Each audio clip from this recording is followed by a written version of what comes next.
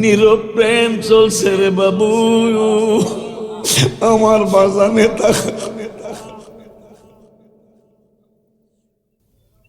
আজকে মাহফিলে চিল্লা চিল্লি নাই, নীরব প্রেমের কারবাল চলছে রে বাজার। তোগুলো একদিন বঙ্গোপসাগরের কিনারে যাওয়া লাগবে। সাগরের কিনারে যায় তোমাদেরকে লইয়া পশ্চিম দিকে তাকায়া তাকায়া, মানে মদিনাতুল মুনাওয়ারার দিকে তাকায়া তাকায়া তাকায়া তাকায়া আমরা আমার নূরের নবীরে ডাইকা ডাইকা বললো, আমি উম্মত দরদেশি হৃদয় তোমার ছবি এঁকেছি নবী, হৃদয়ে তোমার। আবার মুনাফিকরা আমাদের পিছনে পিছনে ঘুরবে। আল্লাহর কোরআন থেকে বলছি, আমাদের পিছনে পিছনে ঘুরবে আর বলবে, নাকাদা বিসমিন নূরিকুম, তোমাদের ইমানদার ভাইরা তোমাদের নূর থেকে আমাদেরকে একটু ভাগ দাও। আমরা বলবো ওয়ারাআকুম ফালতামিসু নূরা, আমাদের নূর কামাই করতে অনেক কষ্ট হয়েছে, এই নূরের ভাগ তোমাদেরকে আমরা দিতে পারবো না। তোমরা পিছনে যাও, পিছনে যাও, পিছনে যাও, পিছনে জিয়া ফালতামিসু নূরা, তোমরা পিছনে যায় নূরের তালাশ করো। তারপরও তারা ডিস্টার্ব করবে। ভাই রাগ করিস না, আমাদেরকে ওই মুনাফিকরা বলবে, রাগ করিস না, আমাদের সাথে গোসা করিস না রে ভাই, আমাদেরকে একটু নূরের ভাগ দে। আমার রব্বুল আলামিন বলেন, নূরের ভাগ তো তোরা দিবি না, বরঞ্চ তোরা কি কবি, এইটা আমি আল্লাহ পৃথিবীর মানুষদেরকে জানায় দেই। আমার আল্লাহ বলতেছেন,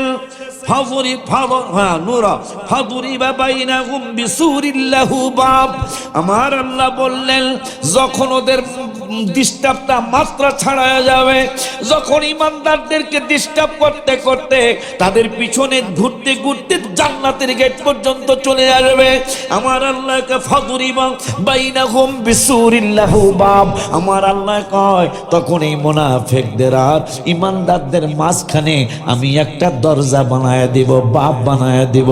ফাদুরিবা বাইনাহুম বিসুরিল্লাহু বাব, আমি আল্লাহ ইমানদার আর মুনাফিক জানো, কারণ এরা অনেক কষ্ট করে ইমানটা ঠিক রাইখা কবরে হাসছে, হাসরে আসছে, মিজানে আসছে, পলসেরতে আসছে। এই জন্য এদেরকে আর ডিস্টার্ব করা যাবে না, এদেরকে আর কষ্ট দেওয়া যাবে না, এরা স্বাচ্ছন্দ্যে তারা দুলার মতো জান্নাতের মধ্যে ঘুমাবে।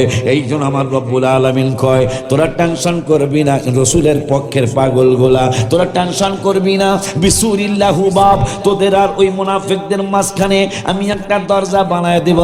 দরজা বানায় দেওয়ার পরে বাতিনুহু ফিহির রহমা, ইমানদাররা যেই দিকে, এইটা হবে ভিতরের সাইড, আর ওয়াজাহিরুহু মিন কিবালিহিল আযাব, আমার আল্লাহ কয় যখন আমি দরজা দেব, দরজার ভিতরের সাইডে থাকবে ইমানদারেরা, আর মুনাফিকরা বাহিরে থাকবে। আমার আল্লাহ কয় বাতিনুহু ফিহির রহমা, ভিতরে ইমানদারদের উপর রহমত নাজিল হইতে থাকবে, তাদের ভিতরে রহমত থাকবে। আর ওয়াজাহিরুহু মিন কিবালিহিল আযাব, বাহিরে মুনাফিকরা যারা থাকবে তাদেরকে আমার আল্লাহ আযাব দিবে। মাশাআল্লাহ কি বলা যায় না। এরপরও তারা ভিতর বাহির থেকে আগুনে জ্বলবো আর কইব, ইউনাদুনাহুম আলাম নাকুম মাকুম, সুবহানাল্লাহ কোন, হায় হায়, ইউনাদুনাহুম আলাম নাকুম মাকুম, আমরা কি মগবাজার চারুতলা মার্কেটে, কথা মগবাজার কথা আসে নাই, আমরা কি এক বাজারে বাজার করি নাই, একই এলাকায় আমরা বসবাস কি করি নাই? এখনো তো হেরার আমরা এক এলাকা থাকি না, বেদাত কন্যা ভাইরা এক এলাকা, আমরা ইমানদার আমরা এক এলাকা থাকি না। এই মুনাফিকরা ওই বেতালিয়া ভাইরা কইব, ইউনাদুনাহুম আলাম নাকুম মাকুম, আমরা কি একই গ্রামে ছিলাম না, আমরা কি একই বাজারে বাজার করি নাই? আমরা কইব কালু বালা, হ্যাঁ একই গ্রামে থাকতাম, একই বাজারে বাজার করতাম। তাইলে আমাদেরকে কেন দাম দাও না? দরজা লাগাই দিলে আমরা দরজা আমরা লাগাই নাই, আল্লাহ লাগাইছে। আমরা ইমানদারদেরকে আল্লাহ বাছাই করেছে। এরপরে আমরা কব অলু বালার পরে অদালিকুম অলু বালা, আমরা একই এলাকায় ছিলাম, একই বাজারে বাজার করছি। আমরা কম ওয়ালাকিন্নাকুম ফাতানতুম আনফুসাকুম, তোমাদের ক্ষতি তো আমরা করি নাই, তোমাদের নিজের ক্ষতি তোমরা নিজেরা করেছো। আমরা ছিলাম নবীর পক্ষে ওলির পক্ষে, তোমরা ছিলা নবীর বিপক্ষে ওলির বিপক্ষে। কথা ঠিক কি ঠিক না রে বাবা? ভাল লাগেনি? কোরআনের রাসূলের কথা মজা নি? দেখছেন কারবারটা কত মহব্বতের কথা। ইমানদারের জন্য আল্লাহ কয় মজা তো দিমু, তোদেরকে ডিস্টার্বও করতে দিব না। আগামী শুক্রবারও আমাকে দরবারের মধ্যে এইবার এইরকম মিলল কেন? 3 8 24 আবার 12 কথা হয় না। এইটাও 12, এইটাও 12, হেইটাও 12। খৈরুল উমরি আওসাত আমারটা হইলো মাঝখানে। কথা কয় না? নবীজি বলছেন না হেলা কবুল না আমারটা মাঝখানে। মাঝখানের ব্যাপারে নবীজি বলেছেন হাফিজু আলাস সালাওয়াতি ওয়াস সালাতিল উসতা। আবার উস্তা কই না করল্লা না, আসরের নামাজ উস্তা। মারহাবা কান। হাফিজু আলাস সালাওয়াতি ওয়াস সালাতিল উসতা, সব নামাজকে হেফাজত করতে বলেছেন স্পেশাল। আসরের নামাজকে আমার নূরের নবী আল্লাহ আসরের নামাজকে আল্লাহ বেশি হেফাজত করতে বলেছেন। এই জন্য দিল্লির জামে মসজিদে এই কথাটা কইতাম, হুজুর কইলে কম। আচ্ছা থাক হুজুর বুঝছি, হারে 3 ঘন্টা কইছি যে কি লিখে দিছে।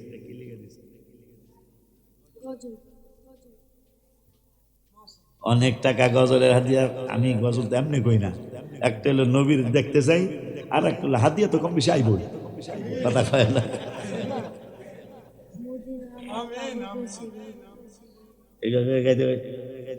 মদিনায় আমার পাগল, যুগালি বেড়ায়, যুগালি বেড়ায়, বালু আর সিমেন্টের তাওয়ালা মাথায় লয়া সিঁড়ি দিয়া উঠে আর কয় মদিনায় আমায় পাগল। 4 তলার ঢালাই, 3 তলায় বাড়ির মালিক বসা। এই পাগলা গুনগুনায় আমার এই লিখিত গজলটা গায়, আর চোখের পানি দড়দড়ায়া পড়ে, আর বলে মদিনায় আমায় পাগল। আয় হায় মদিনার প্রেমেতে দেওয়ানা হয়েছে, বাজান মদিনাতে দেওয়ানা হয়েছে, মদিনায় আমায় পাগল করে। বলো মদিনায় আমায় পাগল। বাজান রে আমার নবী হলো যেথায় শুয়ে আছেন দয়াল নবী, যাহার প্রেমেতে পাগল সবই। প্রেমের রশিতে আমায় বেঁধে ফেলেছে, বলো না প্রেমের রশিতে আমায় বেঁধে ফেলেছে, মদিনায় আমায় পাগল। মালিক যুবক দাঁড়াও, তোমার কি বাড়িতে কোনো সমস্যা, নাকি তোমার মা অসুস্থ, নাকি তোমার ছেলে মেয়ে অসুস্থ, চিকিৎসা করাতে পারো না? এই জন্য বালি আর সিমেন্টের তাওয়া নিয়ে সিঁড়ি দিয়া উঠো, আর চোখের পানি ছেড়ে ছেড়ে কাঁদো। মালিকের যুগালি কয় বাজান মাও অসুস্থ না, ছেলে মেয়েও অসুস্থ না। কয় তাইলে কান্দো কেন? আমি কান্দি মদিনাতুল মুনাওয়ারা আমাকে পাগল বানায় ফেলেছে।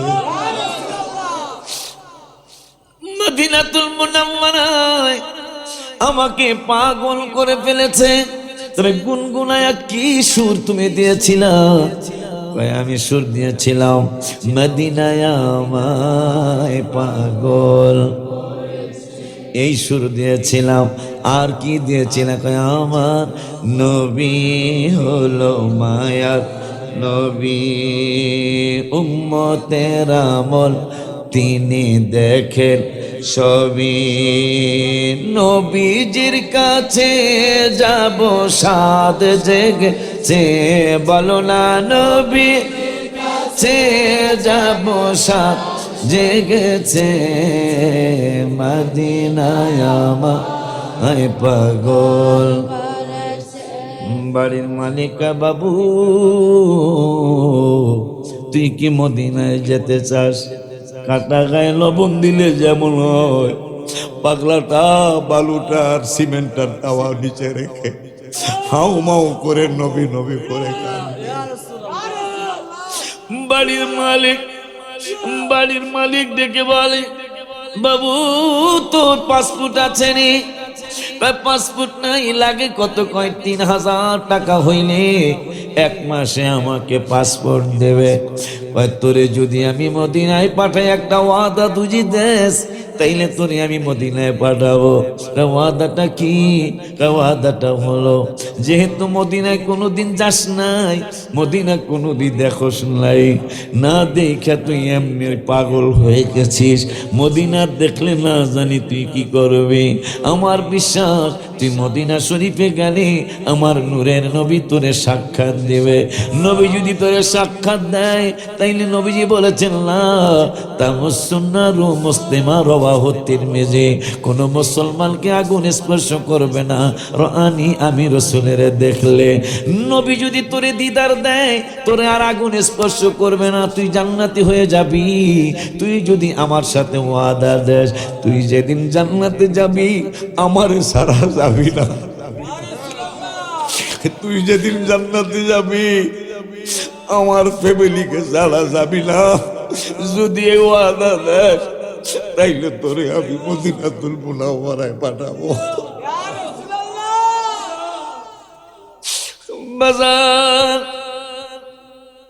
বাজান রে, এই জন্য আমি নাথ শরীফ লিখি আর বলি, কারণ আমার লেখা, আমার বলা যদি কবুল নাও হয়, শত শত আলেম আমার লেখাকে ইজ্জত করে আমাকে, আমার কথা বলুক আর না বলুক, স্টেজে যখন বলে, আমার যদি অহংকার না আসে, আমি অবশ্যই হাবিবের নুরানি কদম মোবারক পাবো ইনশাআল্লাহ। এই জন্য অনুরোধের সুরে বলে যাই, আল্লাহ যদি বাঁচায় আবার এই অনুষ্ঠানে ইনশাআল্লাহ দেখা হবে। আর যদি দেখা না হয়, তাইলে ইনশাআল্লাহ হাসরের মাঠে আপনাদের সাথে, আমার মুর্শিদের সাথে একসাথে নবীজির কদম মোবারক ইনশাআল্লাহ সাক্ষাৎ হবে। তাইলে এইবার মজার একটা ঘটনা ঘটলো। আমার মাহফিল গেল, এরপরে মাঝখানে হুজুরের মাহফিল গেল, 3য় নম্বরে দুলাভাইয়ের মাহফিল আসতেছে। একটা না, মাঝখানে কোনো বন্ধ নাই। আগের শুক্রবারও হলো, মাঝখানের শুক্রবারও হলো, এরপরে পরের শুক্রবারও হলো। 3টাই মগবাজারের দরবারের মাহফিল। জায়গার নাম ক্যাপিটাল সিটি।